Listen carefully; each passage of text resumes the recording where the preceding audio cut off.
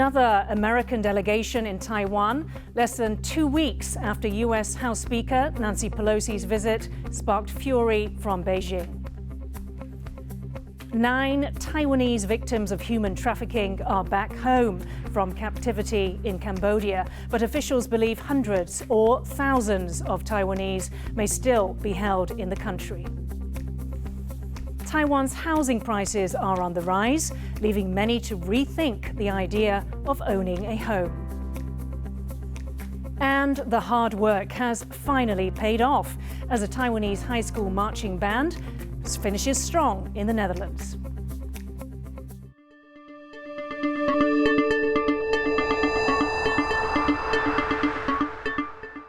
A warm welcome to TaiwanPlus News. I'm Yin Khvat.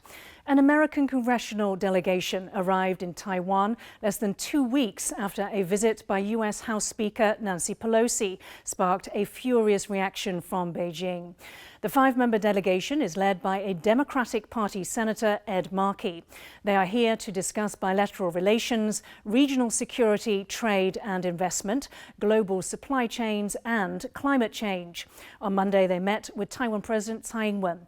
Her office said their visit once again demonstrates the United States Congress's firm support for Taiwan. Beijing has increased military pressure on Taiwan in the wake of Pelosi's visit. She was the highest-level American official to set foot in Taipei in 25 years. China claims Taiwan as part of its territory and says the latest visit is interfering in its internal affairs. Beijing said Monday that it had conducted more military drills around Taiwan in response to the visit. For more on this story, TaiwanPlus reporter Louise Watt spoke to Ye Yaoyuan, chair of the Department of Political Science at the University of St. Thomas in Houston, Texas. A 5-person delegation led by a Democrat Senator, Ed Markey, is in Taipei. What is this delegation's particular interest in Taiwan? The number one leading posture, I would say, of this delegation visit is to consolidate the U.S. support for Taiwan. This delegation, led by Senator Ed Markey, within these sessions of the Senate, is going to propose a Taiwan Assure Act and at the same time the Taiwan Fellowship Act. Taiwan Assure Act plan to provide a National Guard in assisting the joint training with the Defense Department of Taiwan in order to fortify its defense capability against China. And at the same time, the Taiwan Fellowship Act is going to provide funds for the U.S. officials and U.S. delegations to Taiwan to be trained for languages. So both of these acts, if approved, would be another landmark symbolizing the support from the United States to Taiwan. There's a piece of legislation that's been proposed in the US by Lindsey Graham, a senator who also visited Taiwan within the past year, and that would significantly increase American support for Taiwan. But that bill seems to have suffered quite a few delays. What is the status of that? Even though the support for Taiwan is bipartisan, both Democrat and Republican are in a high level of support for the Taiwan. The critical issue that's still dividing within Democrat and somewhat within the Republican as well is how friendly should we be Taiwan? How much support should we provide it to Taiwan? When I say this, that doesn't really mean they don't want to support. It's actually more where perhaps too much high-profile support to Taiwan will antagonize China and will cause a rapid decoupling in between the United States and China. And for some politicians, especially given the local interests of the people of their own electoral district, they might not want to see such a high-profile support.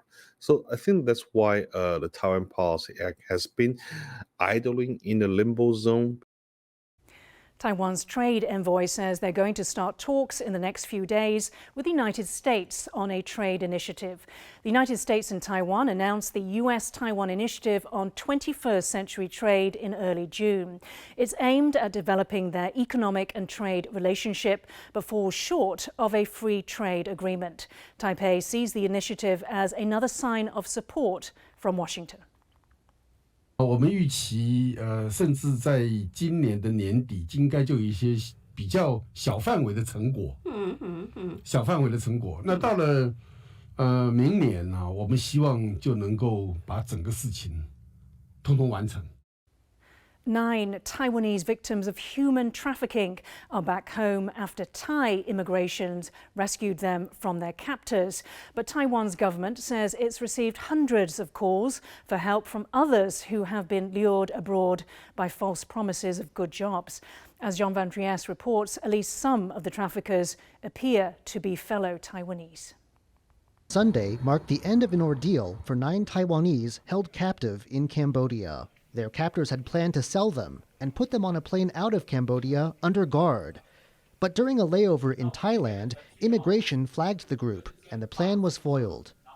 3 traffickers acting as guards are also Taiwanese. They've refused flights home and are in Thai detention. The 9 rescued victims are just the tip of the iceberg. Taiwan's police agency believes thousands of Taiwanese are being held abroad, many of them in Cambodia. The foreign ministries received 340 calls for help from the country, but the police agency says as many as 5,000 could be captives there. They are enticed by the promise of high-paying jobs.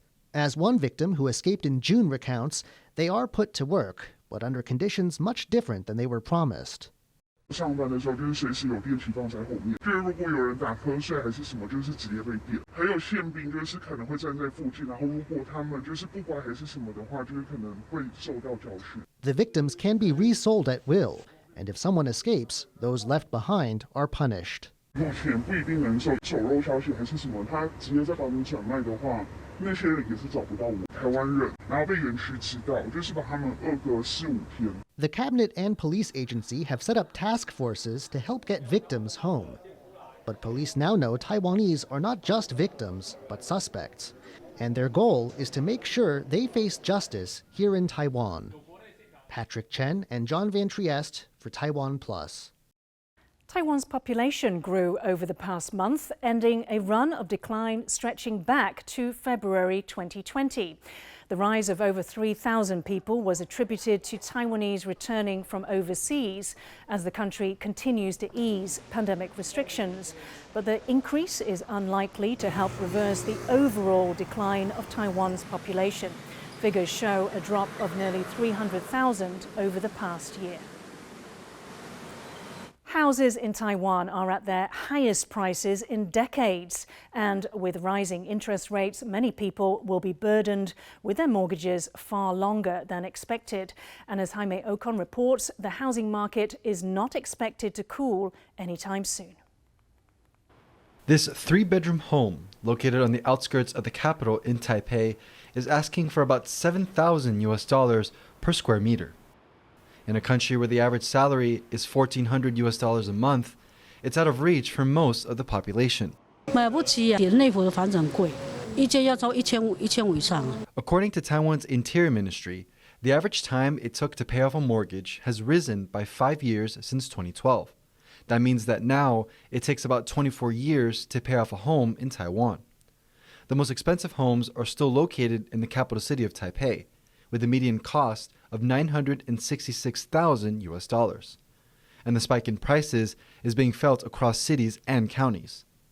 The highest increase overall was in the eastern county of Hsinchu, home of semiconductor giant TSMC.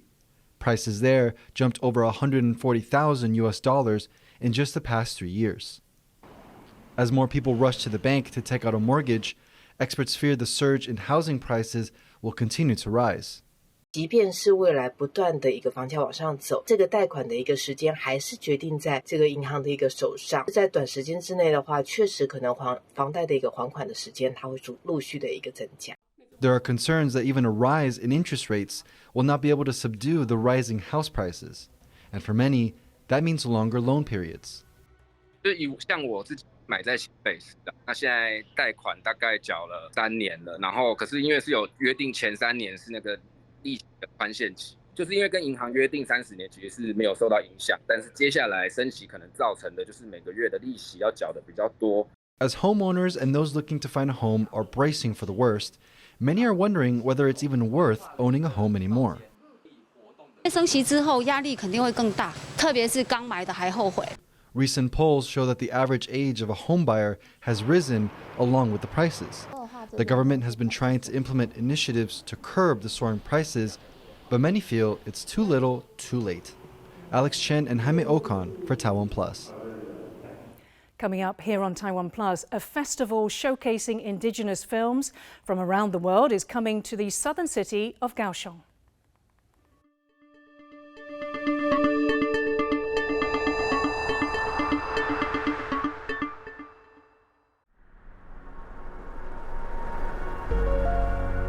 What makes this island nation exceptionally punch way above its might? It's the fascinating human stories we heard, plus the greatest movies we saw.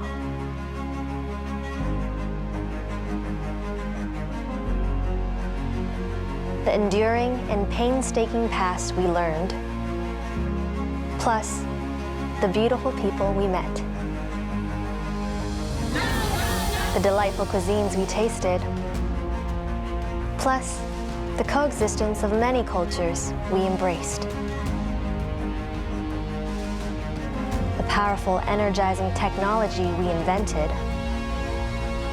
plus the ancient masterpieces we preserved. The human rights we advanced, plus the motherland we called home. TaiwanPlus. We will continue to show you unheard, compelling stories that touch our hearts. Come with us as we embark on yet another unraveling journey to the world.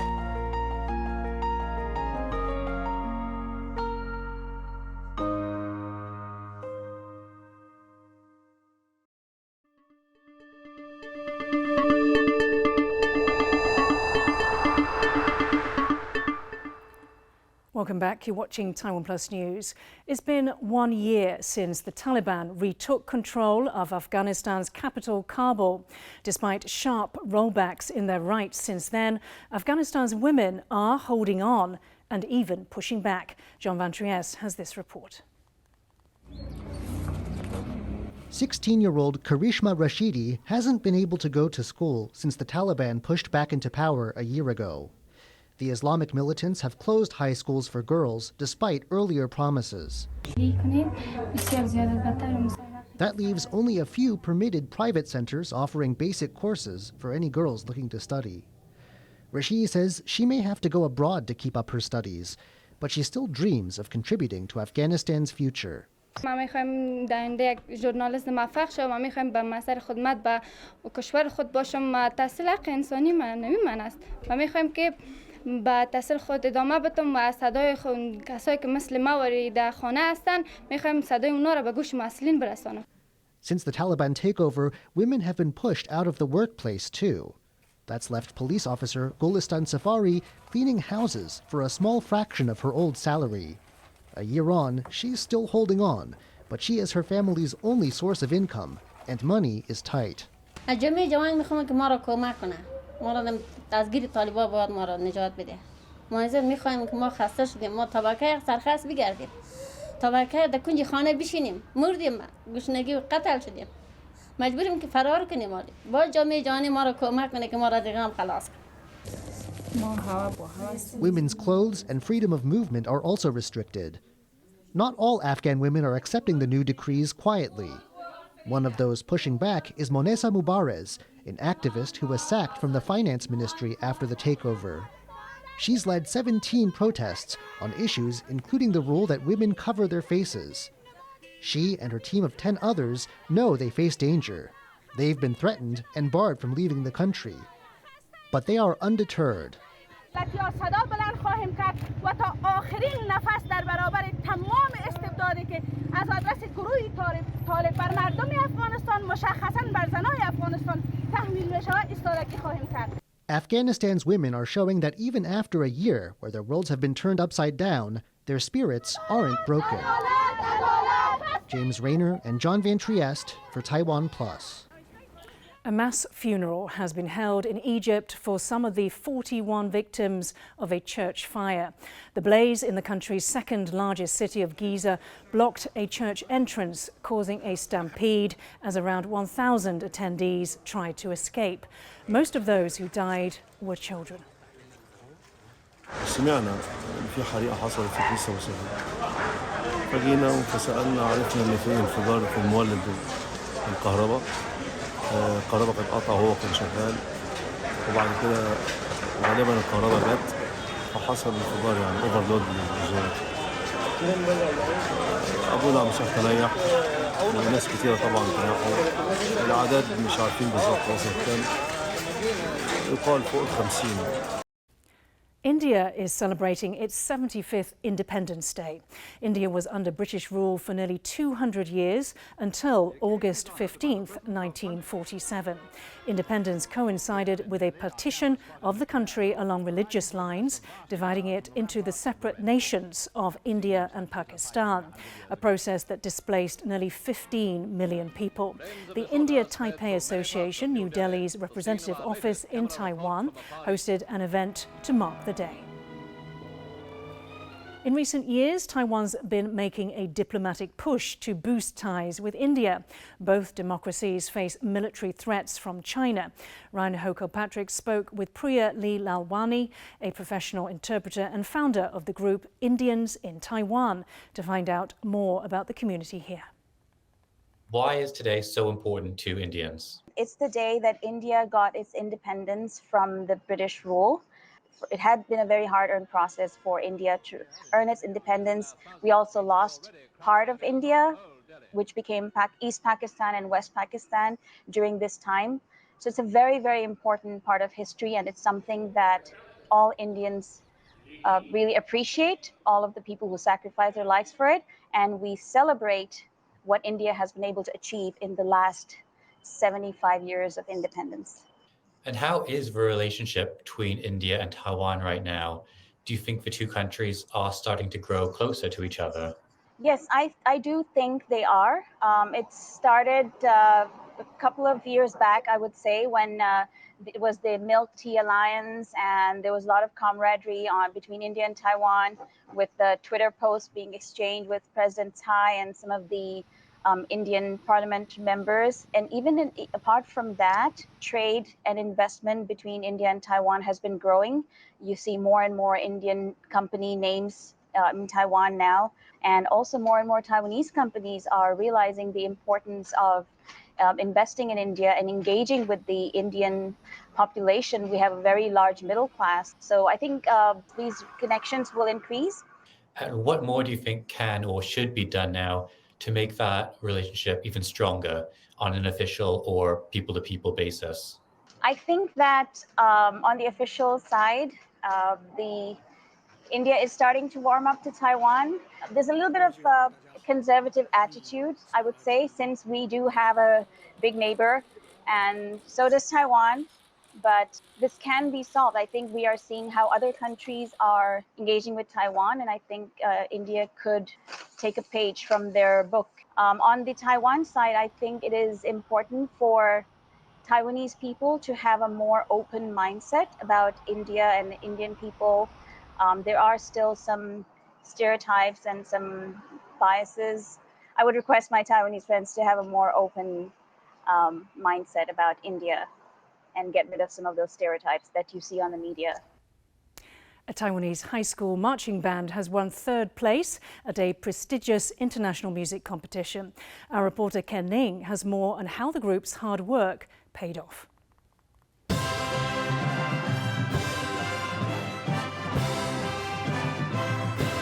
For most people, it's hard not to get lost in excitement when music plays. But for the marching band of Taipei's Jianguo Senior High School, the key is to keep calm and follow the beat. Their goal?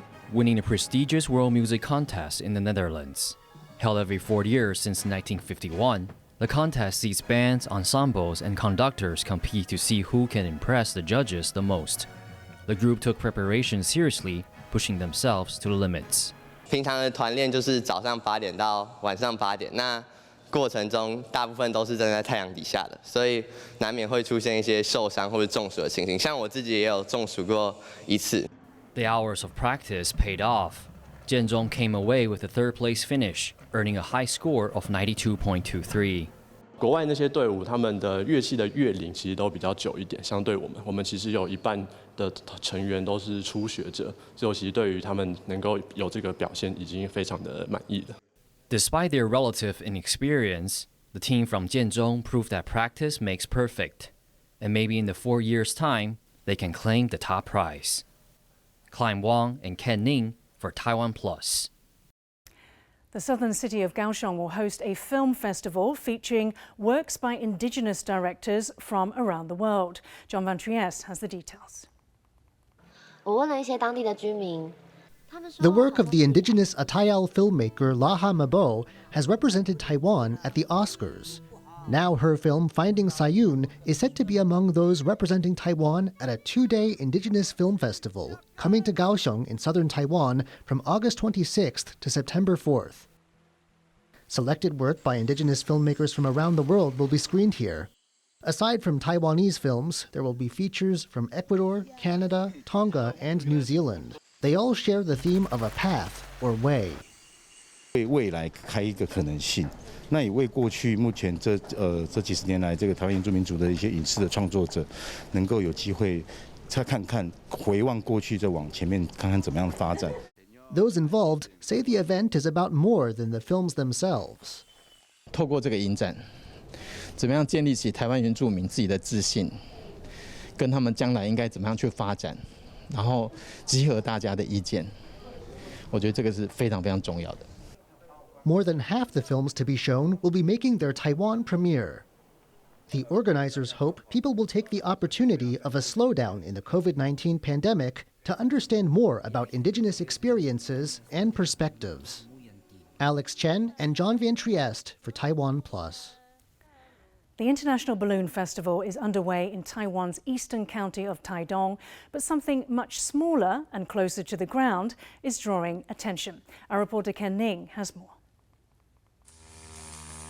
An unexpected sighting when tourists at this year's Taiwan International Balloon Festival found a baby bird on the ground. They originally thought nothing of it. 大概叫差不多10分钟的时候，就有附和的声音，就是也是鸟叫的声音，然后就慢慢的下来，就是它就开始喂食它了。